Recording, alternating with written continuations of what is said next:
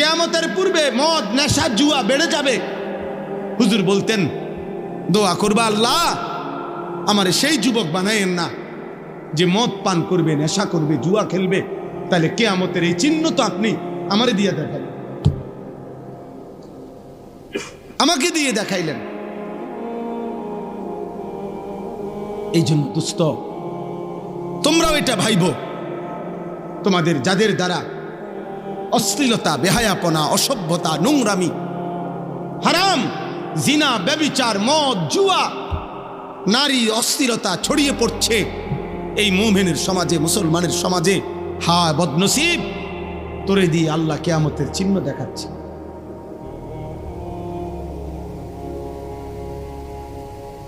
তোমাকে দিয়ে আল্লাহ তাআলা কিয়ামতের চিহ্ন দেখাচ্ছে। বেঈমানের অনুসরণ বেড়ে যাবে। আজকে তোমাদের যাদের চুল কাফের মুশরিক বেঈমানদের মতো এই বিশ্রী বিকট, হায় দুর্ভাগা, তোমারে দিয়েই তো আল্লাহ কিয়ামতের চিহ্ন দেখাইতেছে। তোমাদের যাদের মা তোমাদেরকে ভয় পায়, বাবা ভয় পায়, একটা কথা বললে তুমি ঘাড় পাক দাও,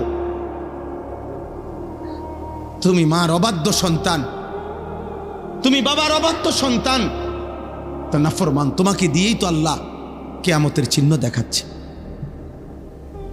তো তোমার আখিরাত কি হবে? তোমার কবর কি হবে? তোমার পরকাল কি হবে?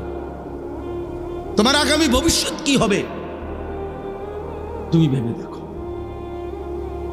ভেবে দেখো। জিনা ব্যভিচার বেড়ে যাবে, নারীর সাথে হারাম সম্পর্ক বেড়ে যাবে।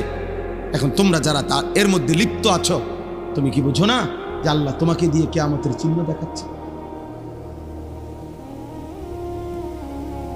এই জন্য দোস্ত আমার, বাপ আমার, প্রিয় ভাই আমার, বন্ধু আমার, এটা বোঝা উচিত আমার। আমি কেন সেই যুবক হব? আমি কেন সেই মানুষ হব যাকে দিয়ে আল্লাহ কিয়ামতের খারাপ মন্দ চিহ্ন দেখাবে? আমি কেন হব তা? এই জন্য আমরা বললাম প্রত্যেকটা মানুষের কাছে, যারা কষ্ট করে এই গভীর রাতে এই প্রচন্ড গরমের মধ্যে বসে আছেন, বাপ আপনারাও ভাববেন, ছেলেরা তোমরাও ভাববা, এমন যেন না হয় আমারে কষ্ট দিলা। কত সন্তান মায়ের রক্ত মাখাছে, চোখের পানি। আজকে মা তার একটা বিশ্বাস, কোন মা যদি একবার দীর্ঘশ্বাস ফেলে, সন্তান তুই আমারে কি করলি, একবার বাপ যদি এটা বলে ফেলে, খোদার কসম আল্লাহর আরশ গিয়া ধাক্কা লাগবে। আর আল্লাহ বলছে, নবী বলছে, আল্লাহ সব পাপের শাস্তি সহ্য করতে পারে। আল্লাহ বলছে সব পাপের শাস্তি আল্লাহ হাসরের ময়দানে দিবে।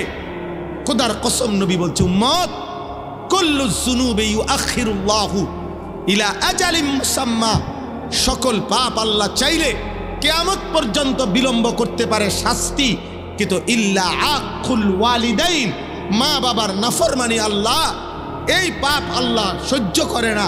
নবীজি বলছে লাইয়া মুতা হাত্তা ইউআযযিবাহুল্লাহু ফিল আরদ, আল্লাহ তাআলা মা বাবার নাফরমান সন্তানকে মৃত্যু দিবে না যতক্ষণ পর্যন্ত আল্লাহ তাকে দুনিয়াতে বেইজ্জতি না করবে। রাতের 12টা 11 বাজে, তাহলে রাত 12টা 11 পর্যন্ত যেই যুবক সজাগ থাকতে পারলা, সেই তুমি কেন সেজদা দিতে পারলা না বাপ? বলো না আব্বা, কেমনে ঘুমাইবা এখন? সারাদিন মোবাইলে হয়তো নারী দেখছো, ছবি দেখছো, অশ্লীল দৃশ্য দেখছো। সারাদিনে যারা পেশাব করে হয়তো পানি নাও নাই, টয়লেট পেপার ব্যবহার করো না, শরীরও নাপাক, আর এই অশ্লীল নারীর ছবি দেখলে হারাম বীর্যপাত হয়, এ কারণেও শরীর নাপাক। এক ওয়াক্ত নামাজও পড়ো নাই, এই অবস্থায় যে ঘুমাইলা, নাপাক দেহ, নাপাক শরীর, দিলটাও নাপাক, এই নাফরমান, এই ঘুম যদি আর না ভাঙে, এই রাত যদি আর ভোর না হয়, হ্যাঁ হবে বাপ। রাসূলুল্লাহ সাল্লাল্লাহু আলাইহি ওয়াসাল্লাম বলেছেন, লা ইয়াজনি জানি হিনা ইয়াজনি ওয়া হুয়া মুমিন, কোনো বেবিচারী যখন জিনা করে সে মোমেন থাকে না। আর এই নারীর অস্থির ছবি দেখা এ তো জিনা। নবীজি বলছে চোখের জিনা। নিজের হাতকে নিজের লজ্জাস্থানে নাপাক ব্যবহার করা এ তো জিনা। নাকিহুল ইয়াদে মালউন। নবী সাল্লাল্লাহু আলাইহি সাল্লাম বলছেন, আমি স্পষ্ট বললাম তোমাদেরকে।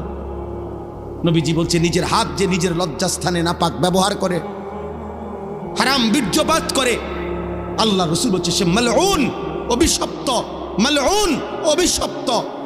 এমন অভিশপ্ত জিন্দেগি নিয়ে যুবক যদি ঘুম না ভাঙে, যদি রাত ভোর না হয়, তো কি হবে তোমার আখিরাত, কি হবে তোমার কবর? কে তোমার এই সান্ত্বনা দিল যে তুমি আরো 30 বছর বাঁচবা? অমিনকুম মান ইউতাওয়াফা মিন ক্বাবলু।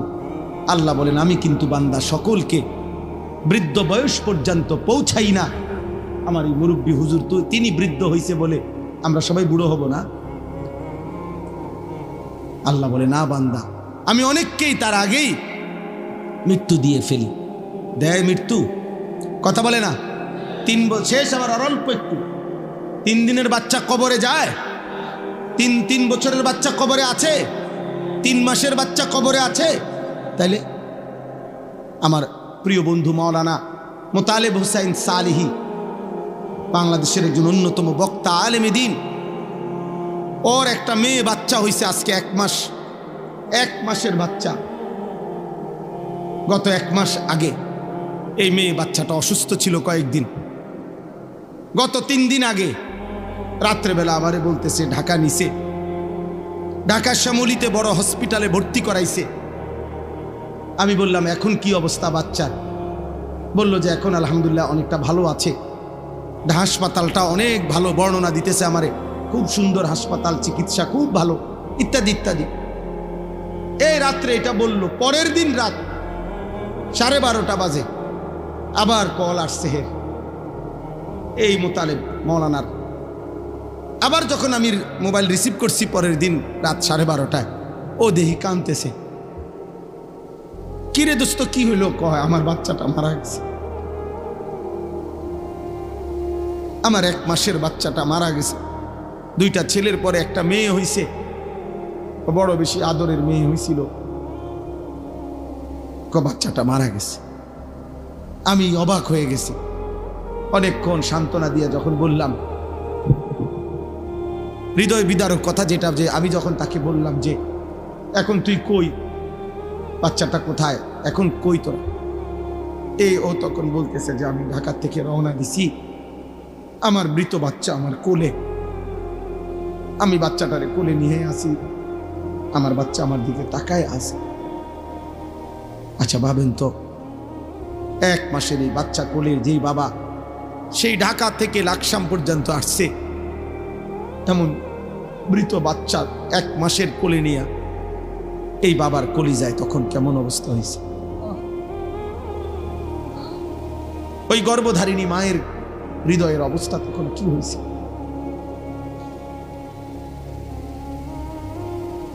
তাইলে বন্ধু আমার, দোস্ত আমার, সাথী আমার, এই মোবাইল নিয়ে তোমরা এমন শুরু করছো কেন? তোমরা কি করছো বাপ? এইভাবে নিজেকে ভুলে গেলা কেমনে? আর এই পৃথিবীর কোনো উপকার না করলা, নিজেরে এভাবে তিলে তিলে নষ্ট করে দিচ্ছ কেন? তোমার চরিত্রের অবস্থা কি তুমি জানো? তোমার দেহের অবস্থা কি? তোমার চেহারার হালাত কি? চুল রাখছো মুশরিকের মতো, শরীর নাপাক করে রাখো। আহা, আল্লাহ তোমাদের উপরে দয়া করেন, আল্লাহ তোমাদের উপরে রহম করেন। এটা কেমন জীবন আব্বা? 1 ওয়াক্ত নামাজ পড়তে মন চায় না, কেমন জীবন? কোনদিন মালিকের নাম আসে?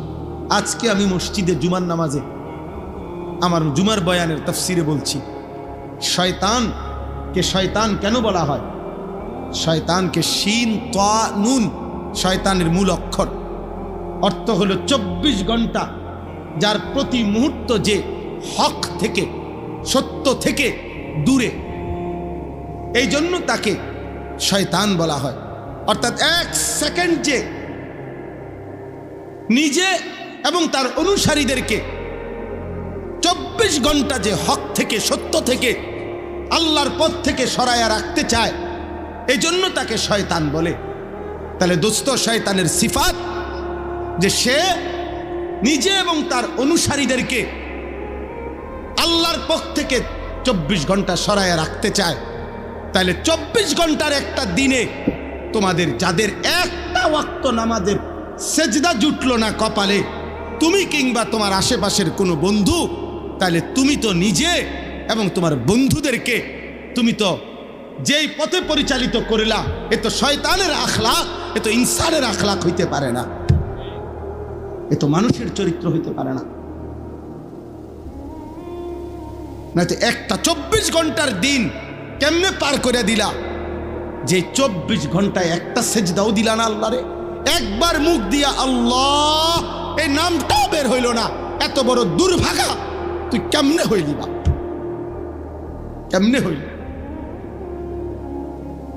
আমার অস্থিরতা তো এটা নিয়া, আমার অশান্তি তো এটা নিয়া, যারে কিভাবে সম্ভব মুসলমানের ঘরে জন্ম নিয়ে ইমানদার মা বাবার সন্তান হয়ে, এটা কেমন ছেলে কেমন মেয়ে যার 24 ঘন্টায় একবার তার মুখ দিয়া তার রবের নাম বের হলো না?